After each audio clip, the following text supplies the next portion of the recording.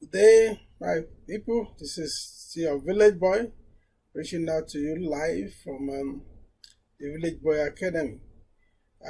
Sometimes ago, I spoke to you about innovation and especially about the time we are in because of the COVID and the challenges and what has happened to a lot of businesses, especially those in the small medium enterprises, the SMEs, which were more negatively impacted by the sudden occurrence of COVID. Hopefully, we are getting out of it gradually. And in my past videos, which when I spoke about innovations, that we will be requiring a lot of innovations post COVID. I did promise that time that I was going to talk about how you can generate seed money for business incubation. Um, Previously in my book, I dedicated a chapter to those who have read it. Because of a village boy is available on Amazon. Grab a copy of yours.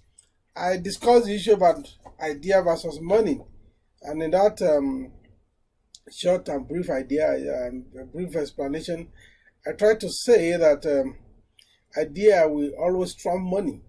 But however, because of some cultural inclinations, in some climb, people believe that if you don't have money, your idea is as good as a waste.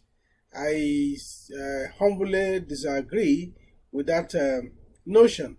But unless we put ourselves that notion, it is difficult for a budding entrepreneur to even take off at all. So today I'll be talking about how can we generate seed money for business incubation. Of course, I'll be going a bit cultural about it because there are some cultural practices that we can actually leverage on and get what we need for to take our business. Business incubation is when you are now trying to transform your ideas, your dreams, your passion into a business enterprises. I mean, you want to transit to become an entrepreneur. So, but you need that takeoff money, that takeoff seed, which I call seed money for business incubation. So, in our society, especially in Black Africa, most communities, most society, we have what we call cooperative societies.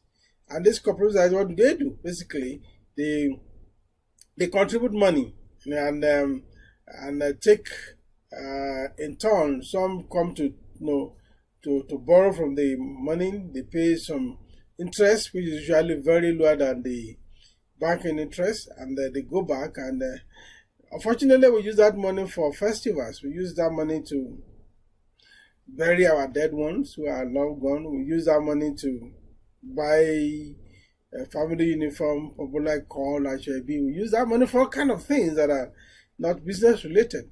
So I am proposing here that why can't we channel that same money, that same process, and use the money we collect from cooperative as seed money to transform our idea from going forward.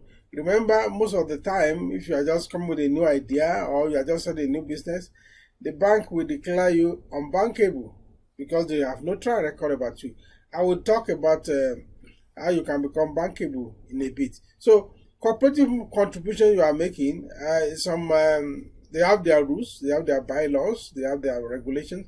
Some will say, okay, if you contribute like so amount, you can borrow times 3 of that amount, because it's not everybody that is, it's a kind of a bit of insurance system. It's not everybody that is contributing that we need the money immediately. So those who need the money immediately may go and ask for maybe double or triple what they have contributed.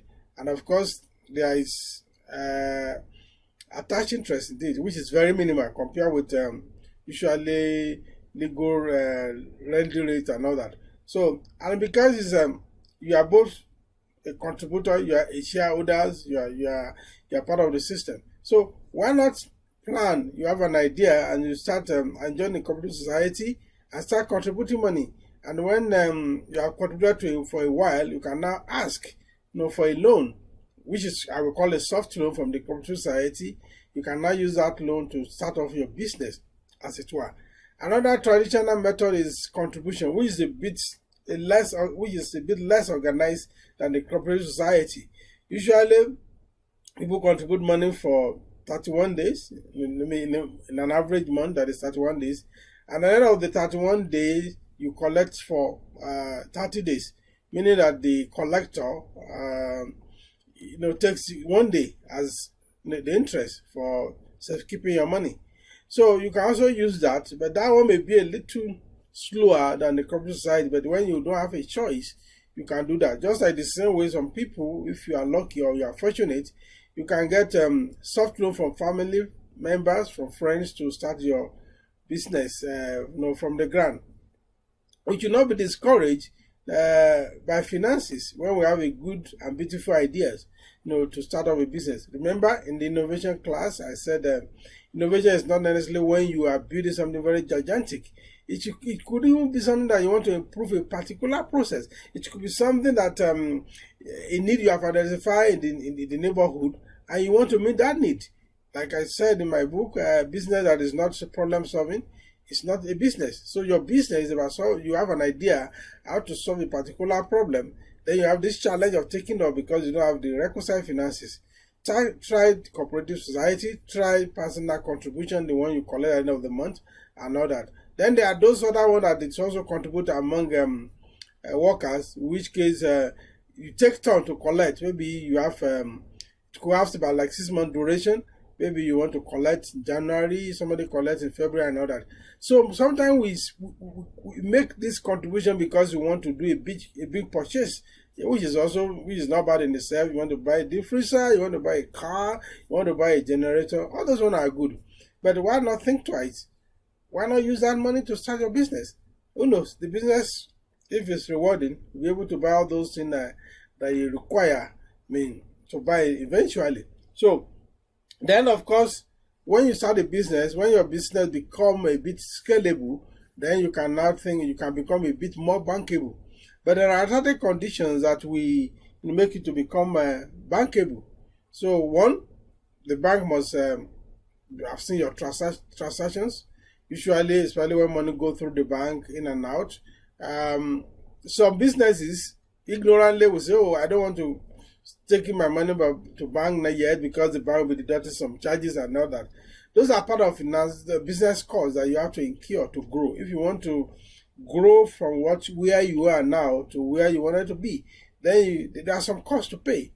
Those little costs, at the end of the day, will pay off, because when the business becomes profitable or when the business is scaled better or higher, you expanded, definitely those things you think you have lost, you will gain them in multiples. So that is one that makes you bankable. And of course, before you become bankable, you must be able to present a plan, like feasibility studies or whatever simple plan that are verifiable, that you can defend, you can speak to. And of course, naturally, bank will want to say, okay, we want to see your banking activities. At this junction, that's what we advise.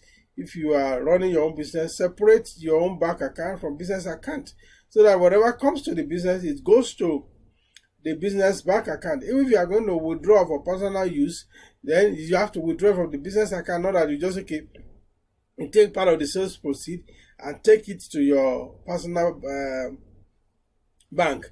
Because at the end of the day, the bank will be looking at your turnover, the rate at which money is coming in and going out in your bank over a period of time, to be able to consider you whether you are bankable or not. And of course, bank statement, bank transaction is not sufficient to prove that you are bankable.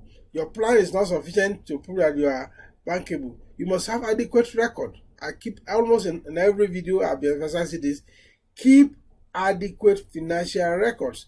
Keep record of all your transactions. Because at the end of the day, when you say, okay, I have this plan, the bank may say, okay, I want to do a trend analysis of what you have done. Your bank record, your accounting record should be able to provide, a reasonable avenue for people to do a trend analysis of how you have been trading. For instance, maybe when you start a business, you may not make profit immediately and all that, but your record will show how you have been progressing over time.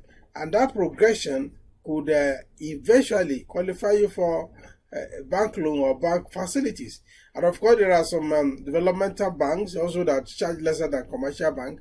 All those they will still consider you bankable if all your transactions are passing through the banking system, if you keep adequate record and you're able to make a good plan, feasibility study of why you need the facility, what do you need the facility for. Of course, that will include your market research, your source of supplies, materials you are producing, your share of the market, and all other, inflation and other issues. Yes, they look complicated. That is why you need a consultant. But even without the consultant, there are some basic information you must be able to provide in case you approach the bank when you want to scale your business. Scaling your business, in other words, you want to expand your business. See, innovation is about not doing the same thing the same way all over the period of time. There are times you say, okay, I can do this thing better. So that is innovation. And of course, the better you do it, the better income you earn at the end of it.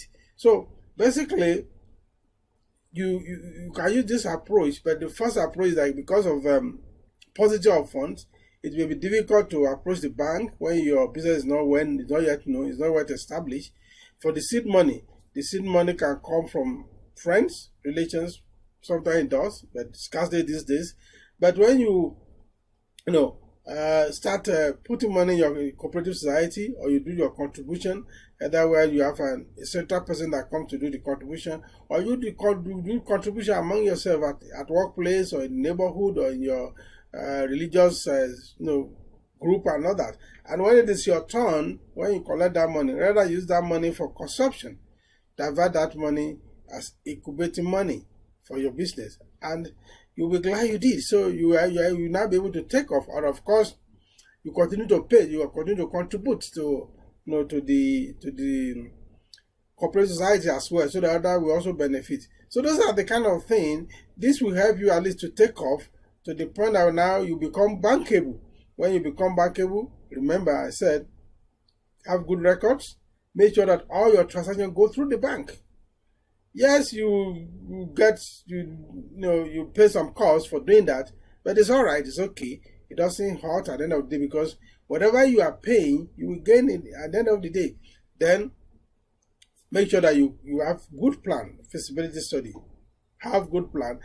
Of course, your plan back for fat back up with facts, and that fact will come from your records, the record that you keep. Keep adequate record. If you have a basic, I know many of our people use exercise book to keep record. Well, that is a starting point, but you can do much more than that. Then you can also hire, upcoming consultants who can, with low fee, to be able to put all this together. Then can prepare you for applying for facilities from bank, which will now enable you to upscale your business. The major challenge in business is like taking off. How do you take off? Yes, there are so many situations that are challenging the taking off of business. But if you follow these tips that I'm giving you in this video, then your ideas will not remain just idea forever. You'll be able to take off that idea. You'll be able to transform that idea. You'll be able to translate that idea into a business something. Also, don't forget that your central aim in coming into business is not just about making money. It's about you have to identify a particular problem in your community, in your environment that you want to solve, and you believe that you have the capability based on the ideas you have generated, to solve that problem. So don't let your idea go to waste because you think you don't have money. So let us also be creative, which is itself is innovation. Be creative on how we can source our initial seed money for business incubation. I know there are so many ideas. Many people have so many business ideas, but only few of those ideas, get implemented because the psychology we have, the perception is, if I don't have money, the idea is a waste. No, you can turn that idea, like waste to wealth. Turn that idea. Don't let that idea go into waste. Rather, turn that idea into wealth making. Of course, going to business requires a lot of patience. Like I said the other time, it's like a baby. You have to nurture that baby to some level of maturity before you begin to benefit from that baby. So of course, I tell people that when you are going to a new business, make sure that you have other source of livelihood, something that can take care of your basic needs. But if you don't, you will not be able, you won't have the ability or the grace to be able to concentrate on that business.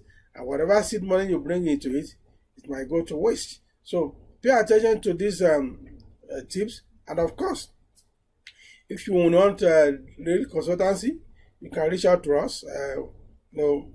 Check me out on my website, www.thevillageboy.com, and you'll be glad you did. Always reach out to any consultant around you. It doesn't matter. I mean, most of the things I'm saying is not the things that an average consultant should know. Most consultants know this thing. So tell them, the village boy said you can get seed money from this, and of course, consult them and ask questions. If you are willing, if you want to also ask me questions, I'll be more than willing to answer your questions. Thank you, and do have a great day.